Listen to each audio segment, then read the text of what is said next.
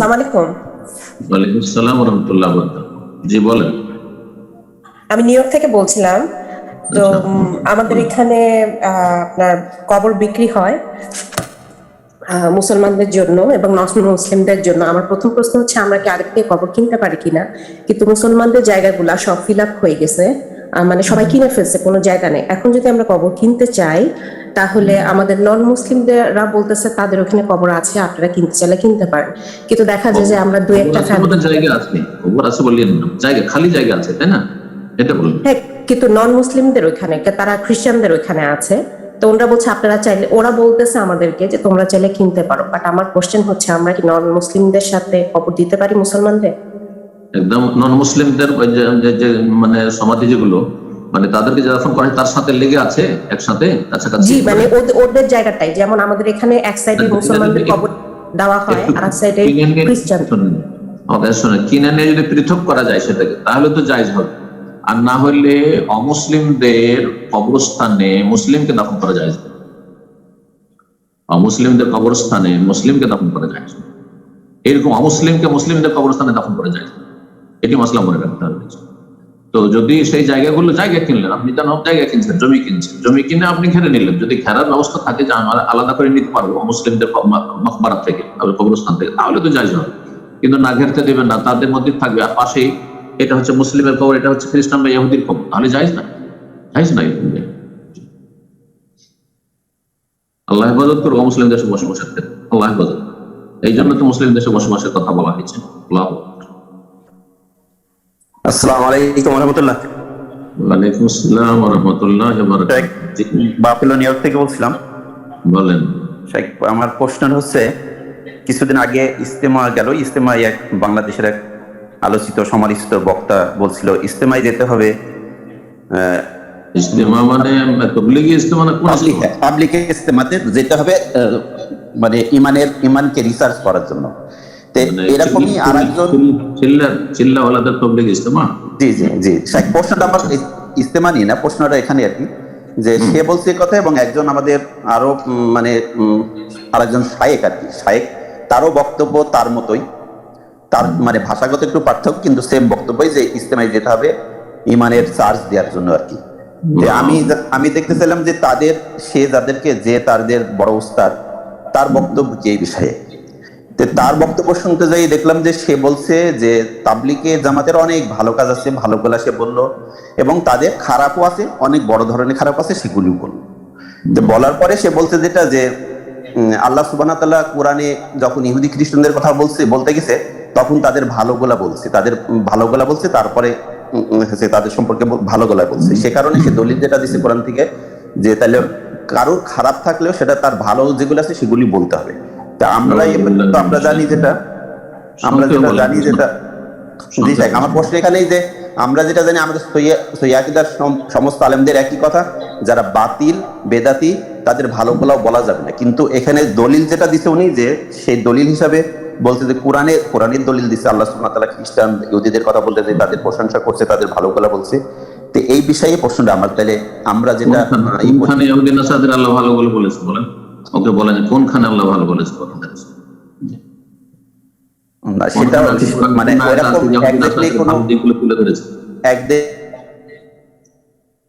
এমনি মুখস্থ বললে তো হবে না। আলহামদুলিল্লাহ ওয়াসসালাতু ওয়াসসালামু আলা রাসূলিল্লাহ ওয়া আলা আলিহি ওয়া সাহবিহি আজমাইন। প্রথম কথা, প্রশ্ন এত লম্বা যে শুরু থেকে শেষ পর্যন্ত প্রশ্ন আয়ত্ত করাটাই মুশকিল। জি, তো যিনি জবাব দিবেন তিনি আপনার প্রশ্ন যদি আয়ত্ত না করতে পারেন তো জবাব কি করে হবে? তো উনি যা বলতে চাইলেন তাতে যারা তবলিগি, চিল্লাওয়ালা তবলিগি, তারা এই ধরনের কথা বলেছে যে তবলিগি ইজতেমাতে ইমানের রিচার্জের জন্য যেতে হবে। তারা যেহেতু বেদাতের পৃষ্ঠপোষক এবং তাদের এই চিল্লার নিয়ম নীতিমালা আর তাদের যে কিতাব তা বেদাতে ভরা, বিভিন্ন রকম গুমরাহিতে ভরা, সুতরাং এই জামাতের সাথে কোন রকমের সম্পর্ক আর সংশ্লিষ্টতা জায়েজ নয়। এটি হচ্ছে গুনহার কাজে, সীমা লঙ্ঘনের কাজে, বেদাতের কাজে সহযোগিতা। তাআওয়ানু আলাল বিররি ওয়াত তাকওয়া ওয়া লা তাআওয়ানু আলাল ইসমি ওয়াল উদওয়ান। তোমরা পরস্পর সহযোগিতা করো নেকির কাজে এবং আল্লাহ ভীরুতার কাজে। ওয়া লা তাআওয়ানু, তোমরা কেউ কারো সাহায্য করিও না আলাল ইসমে, গুনহার কাজী, আর বড় কবিরা গুনাহ হচ্ছে শিরক। শিরকি কথাবার্তা রয়েছে তবলিগি জামাতের ফাজাইল আমল, আর তাদের কিস্সা কাহিনী, বুজুর্গানদের কিস্সা কাহিনীতে শিরকের দিকে আহ্বান রয়েছে। তারপরে বেদাত হচ্ছে বড় কাবিরা গুনাহ, যাতে মানুষের আমল নষ্ট হয়ে যায়। এই জামাতের চিল্লার তরিকা থেকে শুরু করে তাদের যে কার্যক্রম সবগুলি বেদাতি তরিকা, তার উপর রং চড়িয়ে দেওয়া হয়েছে শুধু ইসলাম। সুতরাং তারপরে এই জামাত হচ্ছে সুফি জামাত, আর সুফি ইজম হচ্ছে একটি বেদাত, যার ফলে সেখানে ইমানের চার্জ হবে না, বরং সেখানে গিয়ে বেদাতির চার্জ নিয়ে আসবে। হ্যাঁ, ইমানের সাথে শিরক বেদাতের সংমিশ্রণ করে ফিরে আসবে। এই যে সম্মিলিত মোনাজাত, বিশ্ব ইজতেমার সম্মিলিত মোনাজাত কি বেদাত নয়? আরাফাতে কেন সম্মিলিত মোনাজাত হয় না? যদি কোথাও সম্মিলিত মোনাজাত শরীয়ত সম্মত হইতো, তো আরাফাতে আরাফার ইমাম সাহেব সমস্ত আরাফাবাসীকে নিয়ে হাজির, তিনি সম্মিলিত মোনাজাত করতেন, যেখানে মোনাজাতের জন্য 5 ঘন্টা 6 ঘন্টা সময়, জোহর 12:30 1টায় জাওয়াল থেকে শুরু করে মাগরিব পর্যন্ত, জোহর আসর জমা করে নেওয়ার পরে পুরোটাই হচ্ছে মোনাজাতের সময়, কিন্তু সম্মিলিত মোনাজাত নেই, সব নিজের নিজের দোয়া করছে। অথচ এটি হচ্ছে শরীয়ত সম্মত এমন গুরুত্বপূর্ণ বিশ্ব ইজতেমা, আর এটা আসলে সারা বিশ্বের সমস্ত হুজ্জাজ ইকরাম, আল্লাহর মেহমানদের ইজতেমা, গ্যাদারিং। আর এই গ্যাদারিং, এই ইজতেমা হচ্ছে ফরজ, হজের রুকন, না হইলে হজ হবে না। আল হাজ্জু আরাফা, আশা করি বুঝতে পারছেন। সুতরাং এখানে ইমানের চার্জ হবে না, বরং শিরক বিদআত নিয়ে ফিরে আসবে, গুনার বোঝা নিয়ে ফিরে আসবে। আল্লাহ বোঝার তৌফিক দান করুন। বিনা বাড়াবাড়িতে বলছি, আল্লাহকে ভয় করুন, সুন্নতের অনুসরণ করুন, তাওহীদ প্রতিষ্ঠা করুন, কোরআন হাদিস বোঝার চেষ্টা করুন, নবী সাল্লাল্লাহু আলাইহি ওয়াসাল্লাম সাল্লাফদের তরিকে, সাহাবায়ে কেরাম, তাবেঈনের তরিকে চলুন, তাবা তাবেঈনের তরিকে চলুন। আল্লাহ বোঝার তৌফিক দান করুন। বাকি কথা হলো, এই তবলিগি ইজতেমা কথাটি আমাদের কিছু আহলে হাদিস ভাইয়েরাও তাদের ইজতেমার ক্ষেত্রে ব্যবহার করছে, আর সেখানে এই ধরনের কথা বলছে যে চলেন তবলিগ ইজতেমাতে চলেন, ইমানের রিচার্জ হবে। এখানে কথাটি ঠিক আছে, কিন্তু এই পরিভাষাগুলি বর্জন করা উচিত, কারণ বেদাতি পরিভাষা। তবলিগ ইজতেমা তখন আবার ব্যাখ্যা চাইতে হবে, কোন তবলিগ ইজতেমা? এটা ওই সুন্নতি তবলিগ ইজতেমা না ওই বেদাতি তবলিগ ইজতেমা? যার ফলে এই ভাষাগুলি পরিহার করা উচিত, আমি এটা পরামর্শ দিচ্ছি। আর এটা আমি পছন্দ করি না যে বেদাতিদের পরিভাষাগুলি আমরা ব্যবহার করি। আল্লাহ বোঝার তৌফিক দান করুন। জি, এই জন্য আরব শেখরা অনেকে একটু রসিকতা করে আমাদের বলে বয়ান, মানে ওরা জানে যে ওই তবলিগি ভাইরা বয়ান বলে, বক্তব্যকে বয়ান বলে। আর আমাদের আহলে হাদিস ভাইরা অনেকে বয়ান হবে আপনারা বসেন না, এই যে বেদাতি ভাষাটি ব্যবহার করবেন। যদি বয়ান মানে বিশদভাবে বর্ণনা করা, অর্থ ঠিক আছে, কিন্তু এই ভাষাটি যেহেতু বক্তব্যের ক্ষেত্রে, আলোচনার ক্ষেত্রে বেদাতিদের বিশেষ একটি টার্ম, পরিভাষা, সুতরাং সেটি পরিত্যাগ করবে। আল্লাহ বোঝার তৌফিক দান করুন। তারপরে আরেকটি কথা বলতে চাইছেন প্রশ্নে, যে আল্লাহ রাব্বুল আলামিন ইহুদি খ্রিস্টানদের কোরআনে প্রশংসা, কোথায় কোরআনে প্রশংসা করেছে? বরং আল্লাহ রাব্বুল আলামিন সতর্ক করেছে তাদের থেকে, তাদের সাথে বন্ধুত্ব থেকে সতর্ক করেছে, তাদের সাথে সৎ আচরণ করতে বলেছেন। জি, শুধু সৎ আচরণ করতে বলেছেন। মানুষ হিসাবে তাদের মধ্যে যারা ভালো আছে, ভালো করে, তাদের সাথে ভালো করুন। হ্যাঁ, তাদের সাথে সদাচরণ করো। আর ন্যায় বিচার যে কোনো মুসলিম অমুসলিম, ভালো মন্দ সবার ক্ষেত্রে ইনসাফ করতে হবে, ন্যায় বিচার করতে হবে।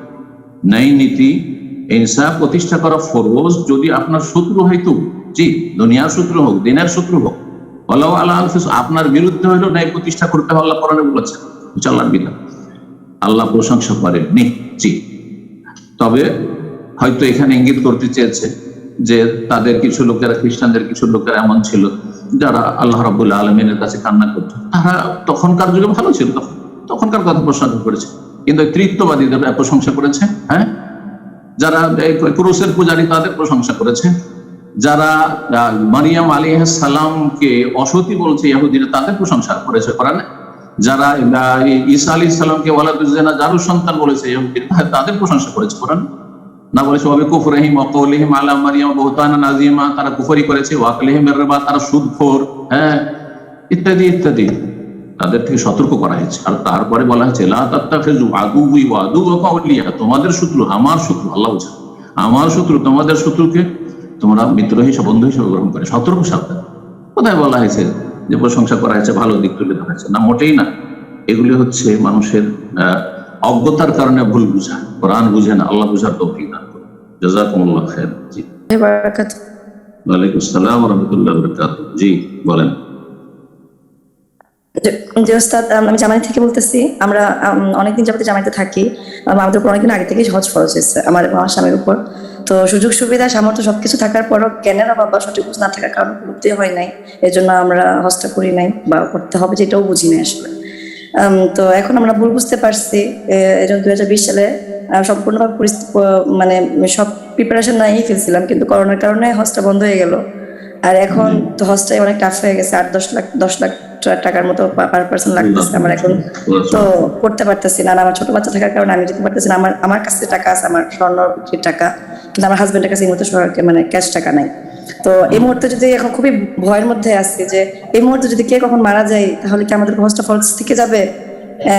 এখন তো আমি অনেক চেষ্টা করতেছি কিন্তু পারতেছি না। নাকি এই টাকা মানে স্বামীকে জোর করে বা বুঝাই টুঝাই হইলো যে লোন করে হলো আপনি টাকা হজে যান, এটা বলবো কি করা উচিত আমাদের অবস্থা? প্রথম কথা, হজ ফরজ হওয়ার জন্য আর্থিক সক্ষমতা থাকতে হবে। আর্থিক দিক থেকে মুস্তাকিম মানে সক্ষম হতে হবে। আর প্রত্যেককে নিজ নিজ মালিকানায় অন্যের টাকা নিয়ে নয়। তো স্বামী টাকা দিয়ে তিনি যেন হজ করতে সক্ষম হন। তিনি যে কয়দিন হজে আসবেন সেই কয়দিনের বাড়িতে সংসার খরচ খরচা রেখে যদি এত টাকা থাকে তার কাছে, যেই টাকা দিয়ে তিনি হজ করতে পারবেন, তাহলে তার উপর হজ খরচ। আপনার কাছে টাকা আছে আলহামদুলিল্লাহ, আপনার উপর হজ খরচ হবে। কিন্তু আপনার জন্য আরেকটি অতিরিক্ত শর্ত, যে আপনি যেহেতু মহিলা মানুষ, আপনার জন্য মাহরাম শর্ত, যুদ মাহরাম, বিনা মাহরামে সফর করা জায়েজ নয়। যে কোনো সফর, হজের সফর হোক, উমরা সফর হোক, আর এমনি কোনো সফর হোক, যে কোনো সব দুনিয়াবি সফর হোক, জায়েজ নয় যতক্ষণ পর্যন্ত তাহলে মাহরাম না পাচ্ছেন, ততক্ষণ আপনার এই শর্ত আপনার কাছে বিদ্যমান নেই। যখন শর্ত কমপ্লিট হয়নি, আপনার উপরও হজ ফরজ হয়নি। আপনার দায়িত্ব নয় যে আপনাকে খরচ দিয়ে আপনার স্বামীকে নিয়ে আসতে হবে, আপনি দিলে এহসান। জি, কথা বোঝা গেছে? এখন আপনি ধরেন এটাও ভাববেন না যে আমার স্বামীর টাকা যতদিন না হবে ততদিন আমি হজ করবো না, অথচ আমার কাছে টাকা আছে। হয়তো আপনার আব্বা আসছেন হজে, আপনার ভাই আসছেন হজে, আপনার অন্য কোনো মাহারাম আসছেন হজে, আর আপনার স্বামী যেহেতু সচ্ছল নয়, তো উনি আসতে পারছেন না, আপনি সেই মাহরামের সাথে হজে আসবেন। তাতে আপনার স্বামীর কষ্ট পাওয়ার কোনো শরীয়তে বৈধতা নেই। আরেকটি বিষয় আপনার প্রশ্নে এসেছে, সেটা হচ্ছে আমার স্বামীকে কি বলবো যে উনি লোন করে হজে যাবেন? না, জায়েজ নয়। ঋণ করে হজ করা জায়েজ। ঋণের বোঝা নেবেন, আর আল্লাহ না করে হায়াত মত কখনো না কি চলে আসে। সুতরাং ঋণ করে হজ করা মোটেই ঠিক নয়, মোটেই ঠিক না। তবে ওলামারা বলেছেন যদি কারো কাছে বিকল্প ব্যবস্থা থাকে, ধরেন টাকা পয়সা ক্যাশ নেই কিন্তু তার কাছে ভালো জমি জায়গা আছে বিভিন্ন জায়গায়, আর তারপরে অস্থায়ী ভাবে লোন নিয়ে আসছে, আর বলে আসছে যে ভাই আমি লোন নিয়ে যাচ্ছি আপনার কাছ থেকে, কিন্তু আমার কাছে বিকল্প পেমেন্টের জন্য ব্যবস্থা আছে। আল্লাহ না করে আমি দুনিয়া থেকে যদি চলে যাই, তাহলে আমি ওসিয়ত করে যাচ্ছি আমার পরিবারকে, আমার উত্তরাধিকারী ওয়ারিসিনদেরকে, যে আমার জমি জায়গা বিক্রি করে লোন পরিশোধ করবে। তাহলে নেওয়া যেতে পারে জমিগুলাকে। নাহলে এমনিতেই আপনার লোন পরিশোধ করার ব্যবস্থা নেই আর আপনি লোন নিয়ে হজে আসবেন, এটি শরীয়ত সমর্থন নয়, শরীয়ত বিরোধী কাজ। আবার বলছি, আপনার হজ ফরজ হয়েছে, কিন্তু হজ ফরজ হতে আরেকটি শর্ত আপনার পুরো হওয়া বাকি আছে, সেটা হচ্ছে মাহরাম পাওয়া। মাহরাম পেয়ে যান, তাহলে আপনি হজে চলে আসবেন। মাহরামের খরচের ব্যবস্থা করতে পারেন, স্বামীর খরচের ব্যবস্থা করতে পারেন, তখন হজ ফরজ হবে। নাহলে আপনার হজ ফরজ হয়নি। হজের বিষয়টি আমাদের কাছে আসলে আবেগী বিষয়। অনেকে মনে করেন যে না, হজ মানে অন্য ক্ষেত্রে অনেক ঘাটতি আছে, হয়তো ফরজ হজ, কিন্তু হজের ক্ষেত্রে বড়ই মানে উদ্গ্রীব না, এমন বিষয় নাই। হজ ফরজ হওয়ার জন্য আপনার সবগুলি শর্ত আপনার মধ্যে আছে কিনা এটি দেখার চেষ্টা করবেন, বোঝার চেষ্টা করবেন। আল্লাহ তৌফিক দান করুন। দোয়া করি আল্লাহ আপনাকে হজ পুরা করার তৌফিক দান করুন, মনের আশা পূরণ করুন, এবং আপনার স্বামীকে আল্লাহ সচ্ছল বানিয়ে দিন যাতে তিনি হজ করতে পারেন। আপনার জন্য আল্লাহ মাহরাম যেন ব্যবস্থা করে দেন, আর যখন মাহরাম পাবেন তখন দ্রুত কাজে আসার চেষ্টা করবেন, বিলম্ব করবেন না। আল্লাহ তৌফিক দেন। জি, আসসালামু আলাইকুম ওয়া রাহমাতুল্লাহি ওয়া বারাকাতুহু। ওয়ালাইকুম আসসালাম ওয়া রাহমাতুল্লাহি ওয়া বারাকাতুহু। জি জি, সম্মানিত শাইখ, আমি বাংলাদেশ ব্রাহ্মণবাড়িয়া থেকে বলছিলাম। বলেন। জি শাইখ, আমার প্রশ্ন হলো, অনেক আলেমরা ওয়াজ মাহফিলে একটি সুপ্রসিদ্ধ হাদিস বলেন যে দুজন ব্যক্তি একটি মূর্তির পাশ দিয়ে যাচ্ছিলেন। তো ওই মূর্তির খাদেম তাদের মধ্যে একজনকে একটি মাছি হলেও দান করতে বললেন। তখন তাদের মধ্যে একজন একটি মাছি দান করলেন, ফলে ওই লোকটি জাহান্নামে গেলেন। অপর আরেকজনকে অনুরূপ মাছি দান করতে বলা হলে আপনার ওই লোকটি মাছি দান করলেন না।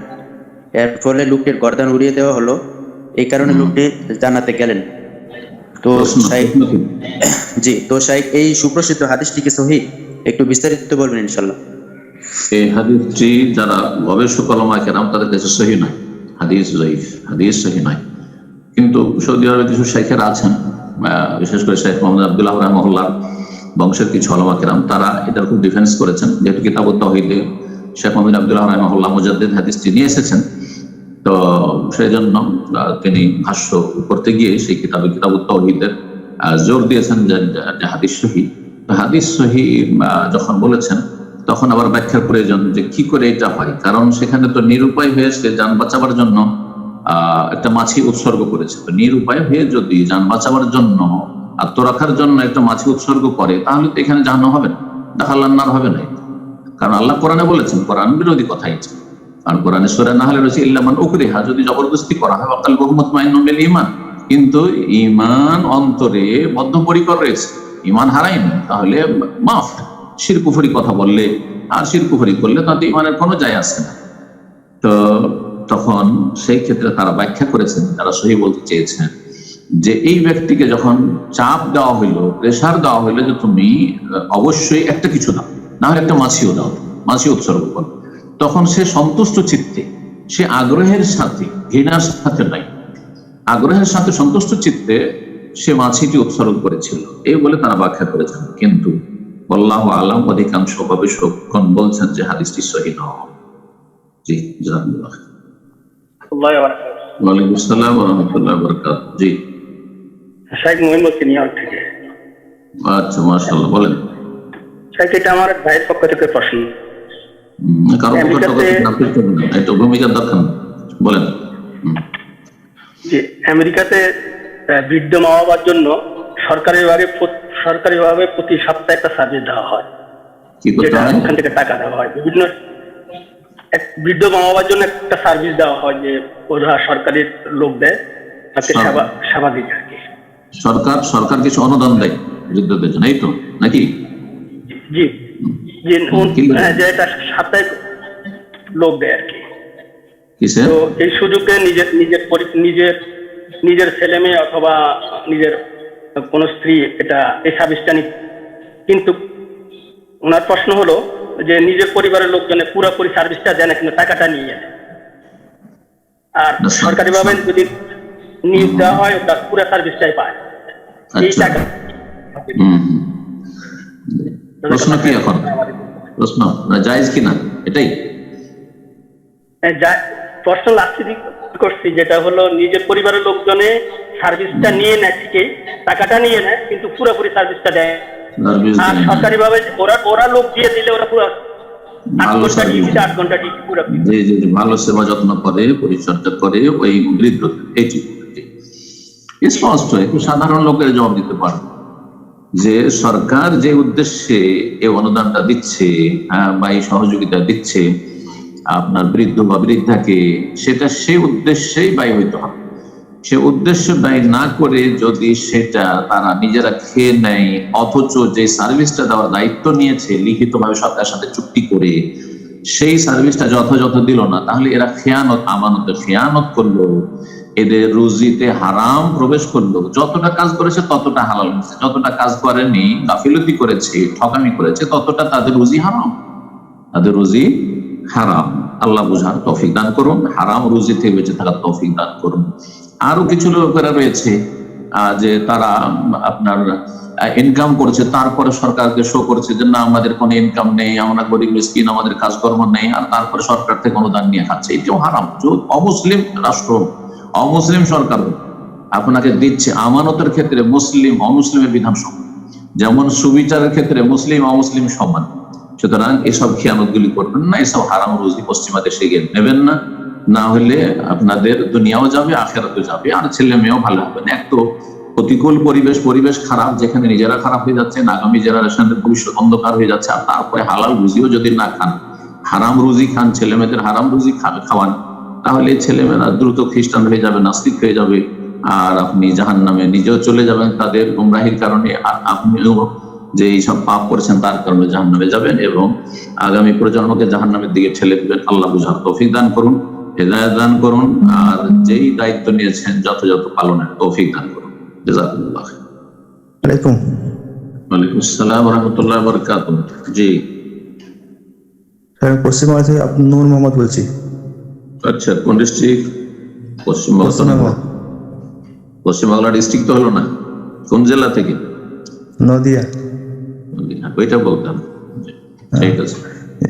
আমার প্রশ্ন হচ্ছে স্যার, সাদকা শব্দের অর্থ কি এবং কয় প্রকার? কিসের অর্থ? সাদকা। সাদাকা। হ্যাঁ। এর অর্থ কি আর কয় প্রকার? জি। কেন, এতে লাভ কিছু আছে নাকি? সাদাকা মানে হচ্ছে শাব্দিক অর্থ হচ্ছে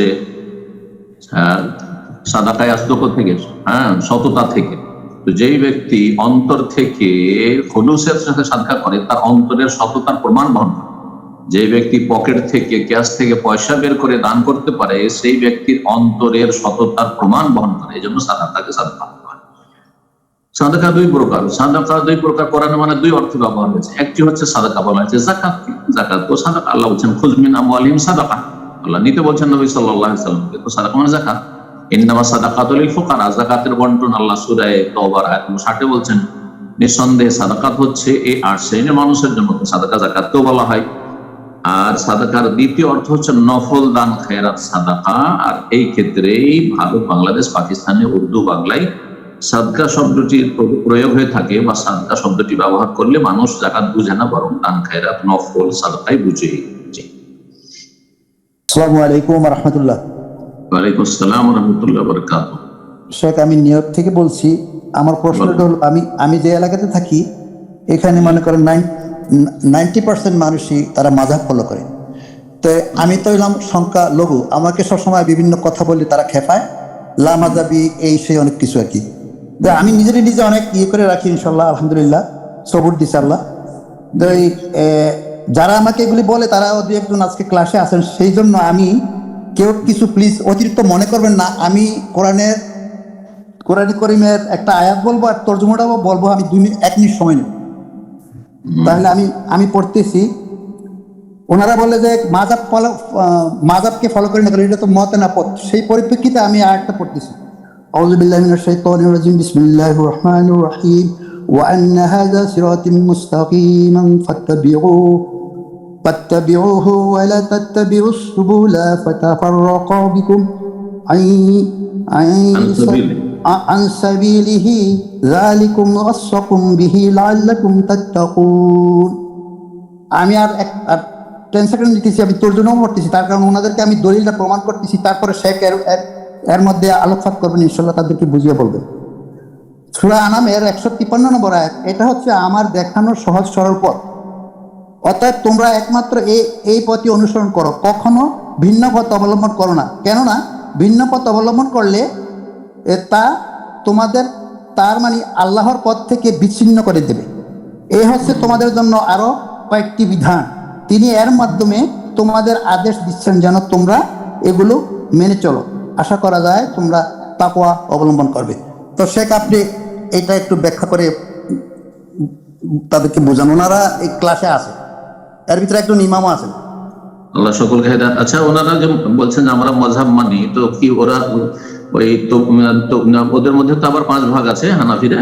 তো এর মধ্যে এরা কি বেরেলভি মাজারপন্থী, মিলাদি কিয়ামি মাজারপন্থী, না এরা তাবলীগপন্থী হানাফি? এদের ভিতরে 50% মিলাদি, এটা আমি জানি। কেউ তাকফিরি আছে, কেউ 50% মিলাদি আছে। এদের দেখেন, ইমাম আবু হানিফা, শাফি, মালিক, আহমদের এরা আসলে কেউ অনুসারী নয়। দেওবন্দি কওমিরাও না, তবলিগিরাও না, আর বেরেলভি তো মোটেই না। কারণ বেরেলভিদের ধর্ম যারা কিয়ামি মিলাদি, তাদের আকীদায় বড় বড় শিরকিয়াত আছে। নবী আলেমুল গায়েব, নবী হাজির নাজির, আর নবী ছায়া ছিল না, নবী মারা যাননি, ইত্যাদি। তো এগুলো তো ইমাম আবু হানিফার আকীদা না। আল্লাহ সর্বত্র বিরাজমান, এটা তো আবু হানিফার আকীদা। তো আবু হানিফার সাথে না আকীদার মিল আছে, না মানহাজ মতাদর্শের মিল আছে, না ফিকহি মাসাইলে মিল আছে। কারণ আবু হানিফা রাহিমাহুল্লাহ বলছেন যে সাহিহ হাদিস ফাহ সহিহ হাদিস আমার মাযহাব, সহিহ হাদিস হচ্ছে আবু হানিফা রাহিমাহুল্লাহর মাযহাব। সুতরাং তারা আসলে মাযহাবী নয়, তারা মাযহাবের নাম ভেঙে তারা বিভ্রান্ত, মাযহাবের নাম ব্যবহার করে তারা ধর্ম ব্যবসায়ী বিভ্রান্ত। সত্যিকার হানাফি আমরা, সত্যিকার হানাফি যারা কোরআন সুন্নাহ নির্ভেজাল অনুসারে, কারণ আবু হানিফা শাফি মালিক আহমদ আবু ইউসুফ মোহাম্মদ সবাই কোরআন সুন্নাহ নির্ভেজাল অনুসারী ছিলেন এবং কোরআন সুন্নাহর মুখলেসিন খাদেম ছিলেন। সুতরাং আমরা কোরআন সুন্নাহর দিয়ে আহ্বান করি, তারাও কোরআন সুন্নাহর দিয়ে আহ্বান করেছেন, সাহাবায়ে কেরামদের মতাদর্শ দিয়ে আহ্বান করেছেন। এই জন্য খাঁটি হানাফি শাফি মালিকি হাম্বলি কিন্তু আমরা। আর ওরা হচ্ছে কেউ 2 নম্বর মযহাবি, 3 নম্বর মযহাবি, 4 নম্বর মযহাবি, 5 নম্বর, সব নকল মযহাবি। যেমন বাজারে মালসামান, নকল মালসামান মেলা রকম থাকে, ভেজালে ভরা। এগুলি হচ্ছে ভেজাল যুক্ত কথিত মযহাবি। আল্লাহ ওদের সকলকে বুঝার তৌফিক দান করবে, সকলকে বুঝার তৌফিক দান করবে। বেদাত করবেন, নিয়ত পড়বেন। আবু হানিফা, আবু ইউসুফ মোহাম্মদ এই 3 জনই তো হানাফি মযহাবের বড় ইমাম।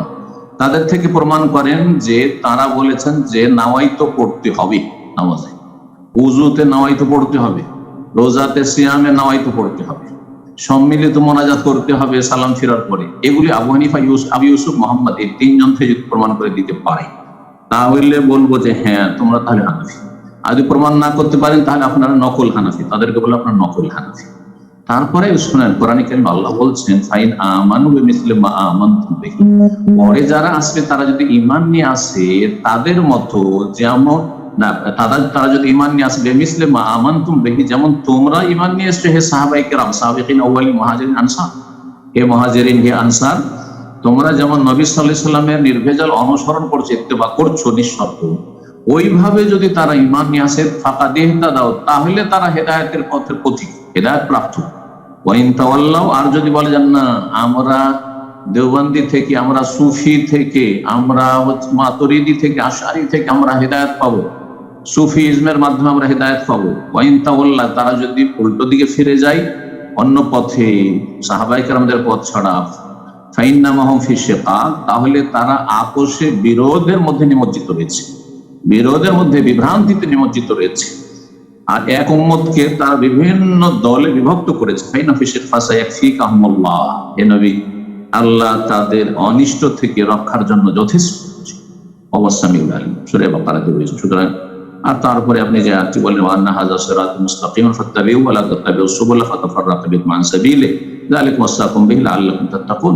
এটি হচ্ছে সোজা পথ। সোজা পথ হচ্ছে এক আল্লাহর ইবাদত করবে, এক রাসূলুল্লাহ সাল্লাল্লাহু আলাইহি ওয়াসাল্লামের তরিকায় জীবনযাপন করবে, কোরআন সুন্নাতে যা পাবে সেটাই হচ্ছে আবু হানিফা শাফি মালিক আহমদের খাঁটি মযহাব।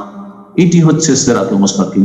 আর দিনে এই যে যত রাকাত সালাত আদায় করছেন, 17 রাকাত ফরজ, 12 রাকাত সুন্নাত, 1 রাকাত বা 3 রাকাত কমপক্ষে বেতর, কমপক্ষে 40 রাকাত মোটামুটি সালাত হয়ে যাচ্ছে। যদি আপনি তাহাজ্জুদ তার সাথে লাগান, সালাতুল দুহা বাদ দেন, অন্যান্য সালাত বাদ দেন, 40 রাকাতের মতো 40 বার করে সূরা ফাতিহা পড়ছেন, ইহদিনাস সিরাতাল মুস্তাকিম কিন্তু অন্তর থেকে পড়ছেন না। আমি বলবো ভাইদেরকে, বোনদেরকে, যারা নিজেদেরকে হক পথের পথিক মনে করছেন অথচ বিভ্রান্ত হয়ে আছেন, অথবা যারা সঠিক পথেও আছেন, সকলকে বলবো যে অন্তর থেকে আমরা সবাই করব, অন্তর থেকে খুলুসিয়াতের সাথে ইহদিনাস সিরাতাল মুস্তাকিম, আল্লাহ আমাদের সিরাতুল মুস্তাকিম। আমি তো সবসময় দোয়া করি আল্লাহ যদি এখন পর্যন্ত আমি বিভ্রান্তিতে থাকি তাহলে আমাকে তাড়াতাড়ি সঠিক পথের দিক নির্দেশনা দাও, হেদায়েত দাও আল্লাহ ইহদিনাস সিরাতাল মুস্তাকিম। আর যদি আমি হকের পথে থাকি, এই পথে আমার বরকত দাও, আমার কথা যারা শুনছে, আমার কাছ থেকে ইলম শিখছে তাদের জীবনে বরকত দাও এবং সবাইকে হেদায়েত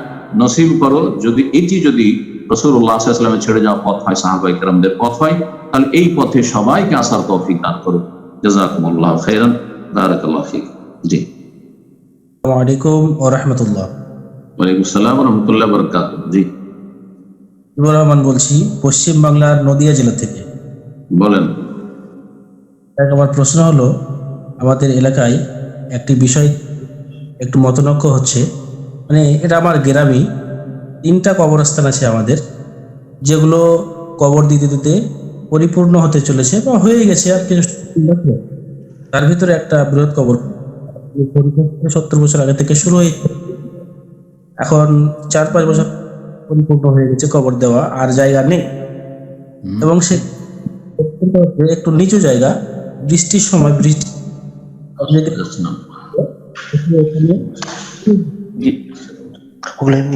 একটু কেটে কেটে যাচ্ছে। জি,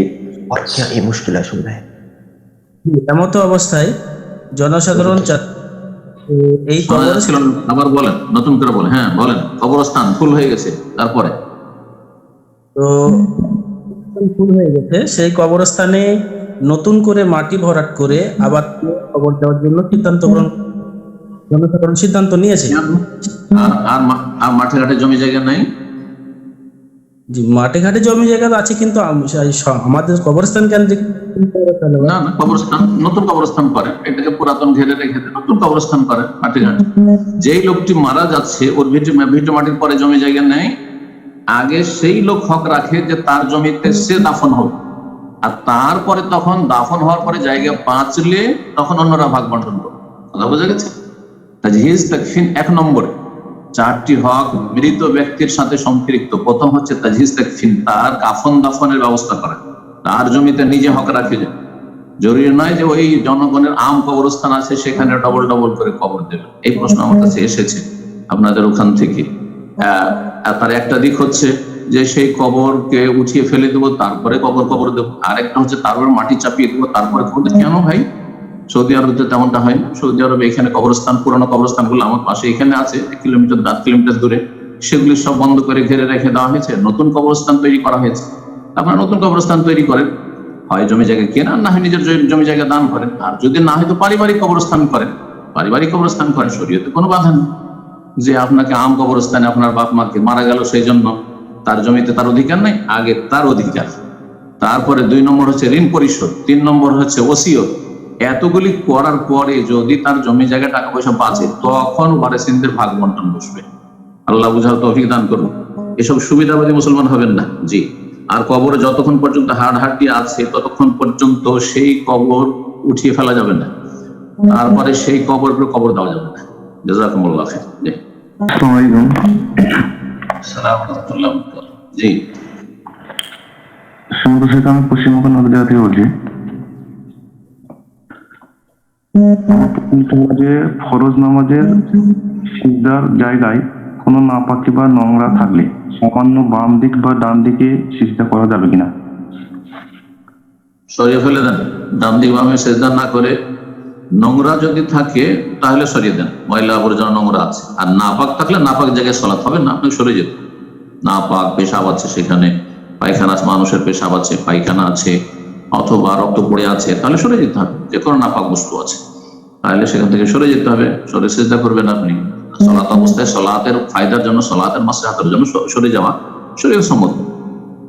আর যদি এমনি থাকে যে খড়কুটা পড়ে আছে, ময়লা আবর্জনা পড়ে আছে, তো একটু হাত দিয়ে একবার মুছে দেন, একবার বেশি নয়। আর তারপরে যেহেতু আল্লাহ রহমত নাযিল হচ্ছে, হাদিস আছে ফাইনা রাহমাতা দুআজেও, তারপর সিজদা করেন, অসুবিধা নেই। জি, প্রশ্ন করুন। ওয়ালাইকুম আসসালাম ওয়া রাহমাতুল্লাহি ওয়া বারাকাতুহু। বলেন। আমি ঢাকা, বাংলাদেশ থেকে বলছিলাম। জি, আমার প্রশ্ন হচ্ছে যে মসজিদে হারামে 1 ওয়াক্ত সালাত পড়লে ওই সালাতের নেকি 1 লক্ষ। তো এক্ষেত্রে যারা কসর পড়ে এবং নফল পড়ে তাদের সওয়াব কি এই 1 লক্ষর মতোই হবে নাকি মসজিদে হারামের? আর এক্ষেত্রে আমার একটা হচ্ছে যে মসজিদে হারামের যে বাহিরের যে প্রশস্ত চত্বর আছে, এই চত্বরে পড়লে কি 1 লক্ষের সওয়াব পাওয়া যাবে নাকি মসজিদে হারামের ভিতরে পড়লে এই সওয়াবটা পাওয়া যাবে? এই ক্ষেত্রে দুটো মত রয়েছে উলামায়ে কেরামদের। একটি মত হচ্ছে যে মসজিদে হারাম বলতে মসজিদে হারামের ইমামের ইক্তেদাই যতগুলি মুসল্লি সালাত আদায় করবে, সে মসজিদে হারামের ভিতরে হোক অথবা মসজিদ হারামের চত্বরের চারিদিকে হোক, অথবা তার সাথে কাতার লেগে আছে, বিচ্ছিন্ন নয় যে বড় বড় বিল্ডিং গুলোতে নামাজ পড়ছেন অনেকে, এইটা নয়, ইক্তেদা করে চলবে না। বিচ্ছিন্ন কাতারও নাই, কাতারের সাথে কাতার মোটামুটি কাছাকাছি আছে, লেগে আছে, আর চলে গেছে রোডে ধার্মিক স্থলার দিকে, বিভিন্ন দিকে চলে গেছে, সিয়াদিয়াদির দিকে চলে গেছে, কোনো অসুবিধা নেই। মসজিদে হারামের ইমামের ইক্তিদাতে ওই জামাতে যদি হয় তো সবার মতে 1 লক্ষ পাবে। তবে যে যত বেশি কাছিয়ে থাকবে, আবার যে যত বেশি ইমামের কাছাকাছি তত তার বেশি ফজিলত হবে, কিন্তু 1 লক্ষ পাবে। দ্বিতীয় মত হচ্ছে এর চাইতে ব্যাপক একটু, সেটা হচ্ছে যে মসজিদে হারাম বলতে শুধু মসজিদে হারামের চত্বর নয় বা মসজিদে হারামের ইমামের ইক্তেদাতে নয়, বরং হুদুদে হারাম, হারামের এলাকার যে কোনো জায়গায় সালাত আদায় করে, মক্কার যে কোনো মসজিদে, যে কোনো বাড়িতে, যে কোনো হোটেলে, দূরে, হারামের বাইরে না, হালাল এরিয়াতে নাই, মসজিদ আয়েশা, মসজিদে তানিম রয়েছে তার বাইরে নয়, এইরকমই আরাফার দিকে না, মুজদালিফা পর্যন্ত। মুজদালিফা হচ্ছে হারামের ভিতরে, মেনা হচ্ছে হারামের ভিতরে, এইভাবে। তো হুদুদ হারামের ভিতরে যে কোনো জায়গায় যদি সালাত আদায় করে, যেমন আজিদিয়াতে, আজকে হুদুদ হারামের ভিতরে যদি কেউ সালাত আদায় করে, মিসফালা আপনার যে কোনো মসজিদে অথবা বাড়িতে যারা সালাত আদায় করছেন 1 লক্ষ পাবে। আর এই মতটি হচ্ছে দলিলের দিক থেকে শক্তিশালী। ইমাম ইবনুল কাইয়িম রাহিমাহুল্লাহ বিভিন্ন দলিলগুলি প্রায় 10টির মতো দলিল নিয়েছেন, আর শেখ বিন বাজ রাহিমাহুল্লাহ এই মতটিকে শক্তিশালী বলেছেন। আর এই মতটি আমরা প্রাধান্য দিয়ে থাকি, কারণ আল্লাহ রাব্বুল আলামিন কোরআনে কারীমে বলছেন, সুবহানাল্লাযী আসরা বিআবদিহি লাইলাম মিনাল মাসজিদিল হারাম ইলাল মাসজিদিল আকসা। মেরাজে নৈশ ভ্রমণে ইসরাতে আল্লাহ রাতারাতি নিয়ে গেছেন নবী সাল্লাল্লাহু আলাইহি ওয়াসাল্লামকে মসজিদে হারাম থেকে মসজিদে আকসা পর্যন্ত। মসজিদে হারাম থেকে নিয়ে গেছেন আল্লাহ বলছেন, অথচ নবী সাল্লাল্লাহু আলাইহি ওয়াসাল্লাম সেই সময় মসজিদে হারাম বসে ছিলেন না, কিন্তু সেই সময় ছিলেন উম্মে হানির বাড়িতে ঘুমিয়েছিলেন। বোন আলী রাদিয়াল্লাহু আনহু বোন, চাচাতো বোনের বাড়িতে মুরব্বী ছিলেন তিনি, ওনার বাড়িতে তিনি ঘুমিয়েছিলেন সেই দিন, আর সেখান থেকে নিয়ে যাওয়া হয়েছে। তাহলে বাড়ি থেকে গেছেন, আল্লাহ বলছে মসজিদে হারাম, মসজিদে হারাম ছিল না। তাহলে বোঝা গেল যে হুদুদে হারামকে আল মসজিদুল হারাম বা হারাম বলা হয়। সুতরাং যে কোনো জায়গায় হারামের এলাকাতে কেউ যদি সালাত আদায় করে 1 লক্ষ নেকি পাবে ইনশাআল্লাহ। তবে যারা ইমামের সাথে কাবাতে এসে সালাত আদায় করবে তাদের অতিরিক্ত এই জামাতের আলাদা আবার সালাতের ফজিলত রয়েছে, সেটা ভিন্ন বিষয়। আল্লাহু আ'লাম। জি। আর তারপরে নফল সালাতের কথা বললেন, নফলকে আল্লাহ শামিল করতে পারেন, শুধু ফরজের সীমিত নাই, ফরজেতে পাবেন। নবী সাল্লাল্লাহু আলাইহি ওয়াসাল্লাম বলেছেন, সালাতুন ফিল মাসজিদিল হারাম, সালাতুন ফি মাসজিদি হাযা, 1 সালাত, সে সালাত ফরজ হোক অথবা নফল হোক, সমস্ত সালাতে ইনশাআল্লাহ তাআলা 1 লক্ষ গুণ পাওয়া যাবে। জি, কসর করলেও পাওয়া যাবে, কোনো অসুবিধা নেই। জাযাকাল্লাহ। আসসালামু আলাইকুম ওয়া রাহমাতুল্লাহি ওয়া বারাকাতুহু। ওয়ালাইকুম আসসালাম ওয়া রাহমাতুল্লাহি ওয়া বারাকাতুহু। জি স্যারকে আমি ইন্ডিয়া উত্তর দিনাজপুর থেকে বলছিলাম। বলেন, কি নাম? ইরফান আলী। বলেন। বলছি যে আমার প্রশ্নটা হচ্ছে কোরআন পড়ার সম্পর্কে নিয়ে, যে আমি বাংলাদেশের একটা সহিহ আকীদার আলেমের কাছ থেকে শুনেছিলাম যে উনি বলছে কোরআন পড়লে শুধু যেটা অ্যারাবিক, মানে প্রথম পাতা থেকে লাস্ট পর্যন্ত যেটা শুধু অ্যারাবিক আছে ওইটা পড়তে হবে, তাহলে ওই রকম সওয়াব পাওয়া যাবে 10 নাকি প্রত্যেকটা পাতাতে। আর যেটা আমি যেটা পড়ছিলাম সেটা হচ্ছে একটা মানে লাইন বা আরবি আছে, এক লাইন মানেটা, হ্যাঁ, তো ওটা পড়লে আমি বুঝতে পারতাম ওই এগুলা মানেগুলা, অন্তরে আমার ভয় ভীতি ফিল হতো। তো এটা পরে এই বক্তব্যটা শোনার পর সহিহ আকীদার আলেম উনি শোনার পর যখন ওটা করছি, সিস্টেমটা চেঞ্জ করে দিয়েছি। আমি অ্যারাবিকটা পড়ছি অন্য টাইমে ইয়েটা পড়ছি মানে শটা। তো আমাকে একটু মানে উপদেশ দিন যে আমি কিরকম পড়লে আমার মানে এটা হবে। একটু আমি পড়তাম আগে ওই মানে শটা, ওটা পড়লে আমার সুবিধা হতো, তো এটা একটু বিস্তারিত বলবেন। জি জি জি, খুব গুরুত্বপূর্ণ প্রশ্ন। আসলে উনি যে বলেছেন হয়তো ওনার উদ্দেশ্য আলাদা, আপনি ভুল বুঝেছেন, ওনার বক্তব্য ভুল বুঝেছেন। আশা করি উনি যদি ভালো আলেম হয়ে থাকেন কোরআন সুন্নাহ, তাহলে উনি এইভাবে ভুল বলবেন না, কিন্তু আপনি ভুল বুঝেছেন। এই বিষয়টি ক্লিয়ার করতে হবে। সেটা হচ্ছে যে মান কারা হারফান মিন কিতাবিল্লাহ ফালাহু বিহি হাসানা, কেউ যদি কোরআনের একটি অক্ষর পড়ে তো 1 নেকি পাবে। ওয়াল হাসানাতু বিআশরি আমসালিহা, আর 1 নেকি 10 গুণ আল্লাহ করেন মিনিমাম। তাহলে 1 অক্ষরে 10 নেকি, আলিফ লাম মিম 30 নেকি হলো। এটা অবশ্যই আরবি, যেটা কোরআন মানে আরবিতে কোরআন, বাংলা তর্জমা ইংলিশ তর্জমা সেটার নাম কোরআন না। কোরআনের সেটি মানি বা অর্থ, কোরআনের মানি বা তাফসীর বা অর্থ বলতে পারে। তো এটাতে এই নেকি রয়েছে, বুঝা গেছে? যালিকাল কিতাবুল লা রাইবা ফীহি, এতে নেকি রয়েছে। কিন্তু আপনি বলবেন যে আমি এই কিতাবে কোনো সন্দেহ নেই, এই যে এই কিতাবে বললাম যতগুলি বাংলা অক্ষর হলো এতেও 10 করে নেকি পাবো না, এটা পাবো। এটা হচ্ছে এই হাদিসের অর্থ। তো উনি হয়তো যিনি আলোচনা করেছেন তিনি এই কথাটি বুঝাতে চেয়েছেন, আর এটা ঠিক, আপনি যদি এটা বুঝিয়ে থাকেন। কিন্তু আপনি যেটা বুঝাচ্ছেন সেটা হচ্ছে যে শুধু মন্ত্রের মতো কোরআন পড়তে হবে শুধু নেকির জন্য, আর অর্থ বুঝবো না, অর্থ পড়বো না। না, এইভাবে কিন্তু সালাফে সালেহিনরা পড়েন। তাই সালাফদের আদর্শ এটা নয় যে বিনা বুঝে কোরআন পড়া। ভালো করে শুনে, সালাফদের আদর্শই নয় এটা। এটা তো অনারবরা কোরআনের জ্ঞান রাখে না, কিন্তু নেকির আশা রাখে। এখন কি করবো? সুতরাং বুঝি আর না বুঝি শুধু পড়তে থাকে। কিন্তু চিন্তা করেন যে সাহাবায়ে কেরামগণ, তাবেঈন, তাবেঈন, তারা কোরআন পড়েছে না বুঝে পড়েছেন। আর কোরআন পড়ার উদ্দেশ্যটা কি? আসল তো উদ্দেশ্য বুঝতে, মাসলেহা বুঝতে হবে। উদ্দেশ্যটা কি, টার্গেট কি আপনার? এমন কোন পৃথিবীতে কিতাব আছে, পুস্তক আছে যেটা না বুঝে পড়া হয়? একমাত্র কোরআন ছাড়া পড়া হয়। তাহলে কোরআনের সাথে এটি তো দুর্ব্যবহার, খারাপ আচরণ। হ্যাঁ, প্রাথমিক অবস্থা অবশ্যই কোরআন তেলাওয়াত করেন। কোরআন তেলাওয়াত একটি ইবাদত, এটি আপন জায়গায় ঠিক আছে, কিন্তু এর মানে এই নয় যে সারা জীবন শুধু নেকি নেকি নেকির আশা রাখবো, আর কোরআনে আল্লাহ কি সম্বোধন করলে তা মোটি বুঝলাম না, পড়লাম না, না, এটা উদ্দেশ্য নয়। উদ্দেশ্য হচ্ছে কোরআন তরজমা তফসির সহ পড়ে আল্লাহর সম্বোধন বুঝার জন্য যথাসাধ্য চেষ্টা করা আপন আপন জায়গা থেকে। এই জন্য আপনি তরিকা পাল্টেছেন, সেটা ভুল করেছেন। আপনার উচিত হবে আবার ফিরে যান আপন তরিকায়, আর আপনি তেলাওয়াত করেন একটি আয়াত বা 5টি আয়াত তেলাওয়াত করেন, আর পাশাপাশি আয়াতটা তেলাওয়াতের সাথে যদি তরজমা তফসির পড়েন, শুধু তরজমা পড়ে লাভ নেই, তরজমা পড়ে কি বুঝবেন না, তরজমা বা তফসির পড়েন, অথবা কারো তফসির শুনে। আমার 30 পারা কোরআনের তফসির আছে, আপনি খুলে রাখলেন, আর কোরআনের আরবি এটা তেলাওয়াত করছেন, আর পুরো তফসিরটা শুনছেন। এইভাবে যদি শোনেন তাহলে ধীরে ধীরে ধীরে আল্লাহ কালাম কোরআনে কারীম ভালো বুঝতে পারবেন যে আল্লাহ আমাকে কি সম্বোধন করেছেন, আল্লাহ কি খেতাব, কি সম্বোধন।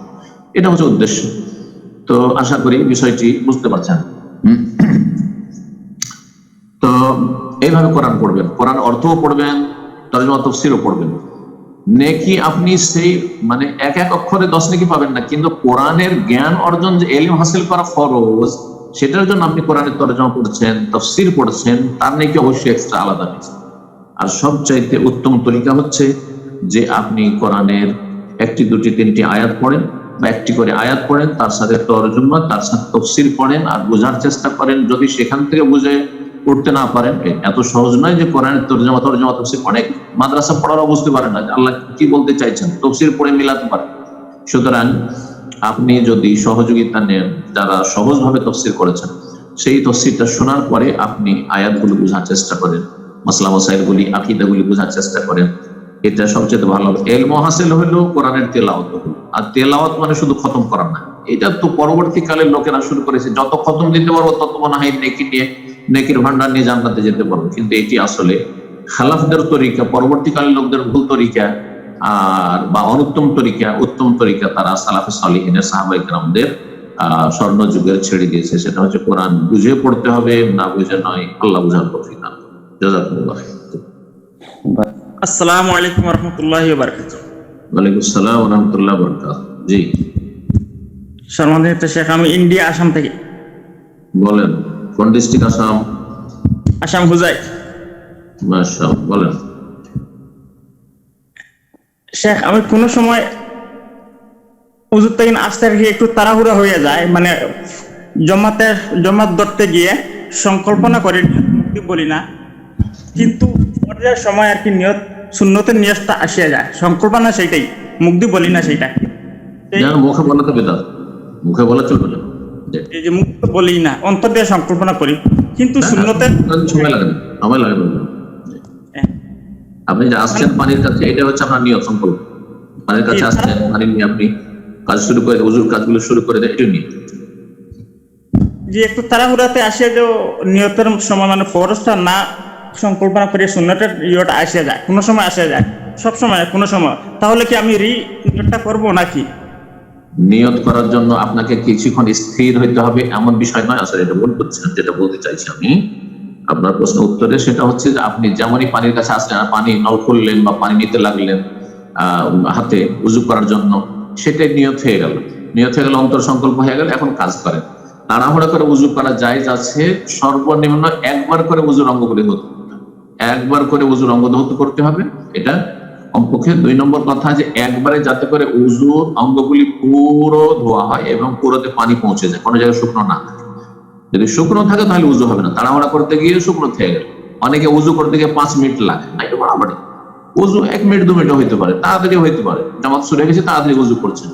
আপনি 3 বার করে ধৌত না করে 1 বার করে ধৌত করলেন, কিন্তু আপনাকে নিশ্চিত হইতে হবে যে আপনার উযুর অঙ্গগুলি, এই জায়গাগুলি শুকনো নাই, শুকনো নাই। তারপরে টাকনার পেছন দিকে যেদিকে দেখতে পাচ্ছেন হয়তো, সেই জায়গাগুলি শুকনো নেই, যে জায়গাগুলো নিচু হয়ে আছে বা চামড়া জড়ায় আছে, সেই জায়গাগুলি যেন শুকনো না থেকে যায়। তো এই বিষয়গুলি যেন মনে থাকে। জি, আশা করি বুঝতে পারছেন। আলোচনার শেষে দোয়া করি, আল্লাহ রাব্বুল আলামিন আমাদের উপকারী জ্ঞান দান করেন, ভালো নেক আমলের তৌফিক দান করেন, দিনের কাজ করে যাওয়ার তৌফিক দান করেন। রব্বুল আলামিনের কাছে দোয়া করি যে সব ভাই বোনেরা আমাদের সাথে আছেন, বিশেষ করে তাদের জন্য দোয়া করি। প্রত্যেক মুমিন মুমিনাতের জন্য দোয়া করি যারা তাওহীদের উপর রয়েছেন। আল্লাহ রাব্বুল আলামিন তাদের নেক হায়াত দান করেন।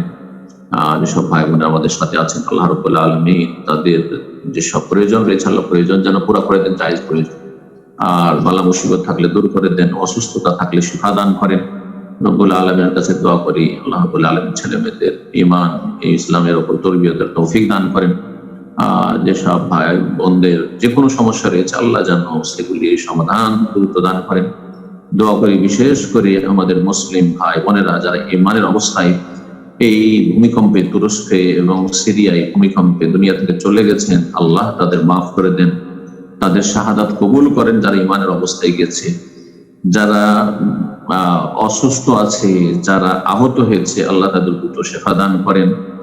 এবং যারা খারাপ লোক তাদেরকে সংশোধনের, পাপী যাদের পাপের কারণে হয়তো বালা মুসিবত এসে থাকে, আযাব এসে থাকে, আল্লাহ তাদের সংশোধন করে ফিরে আসার তৌফিক দান করেন। আল্লাহ রাব্বুল আলামিন যেন আমাদেরকে পাপীদের কারণে ধ্বংস না করে দেন। আল্লাহুম্মা লা তুআখিযনা বিমা ফাআলা সুফাহাউ মিন্না রব্বানা লা তুআখিযনা ইন নাসিনা ওয়া আখতানা রব্বানা ওয়া লা তাহমিল আলাইনা ইসরান কামা হামালতাহু আলাল লাযিনা মিন ক্বাবলিনা রব্বানা ওয়া লা তুহাম্মিলনা মা লা তাকাতা লানা বিহি ওয়া'ফু আন্না ওয়াগফির লানা ওয়ারহামনা আনতা মাওলানা ফানসুরনা আলাল কওমিল কাফিরিন রব্বানা ইগফির লানা ওয়া লি ইখওয়ানিনা আল্লাযিনা সাবাকুনা বিল ঈমান ওয়া লা তাজআল ফি কুলুবিনা গিল্লাল লিল লাযিনা আমানু রব্বানা ইন্নাকা রাউফুর রহিম। যেসব ভাই বোনরা দোয়া চেয়েছেন অথবা দোয়া চাননি কিন্তু প্রত্যেকের দোয়া প্রয়োজন রয়েছে, আমরা সকলের জন্য দোয়া করি। আল্লাহ রাব্বুল আলামিন আমাদের সকলকে নেক হায়াত দান করেন, আমাদের দিন দুনিয়ার সবকিছুতে আল্লাহ রাব্বুল আলামিন যেন সার্বিক দিক থেকে বারাকা দান করেন। সুবহান রাব্বিকা রাব্বিল ইজ্জাতি আম্মা ইয়াসিফুন ওয়া সালামুন আলাল মুরসালিন ওয়ালহামদুলিল্লাহি রাব্বিল আলামিন।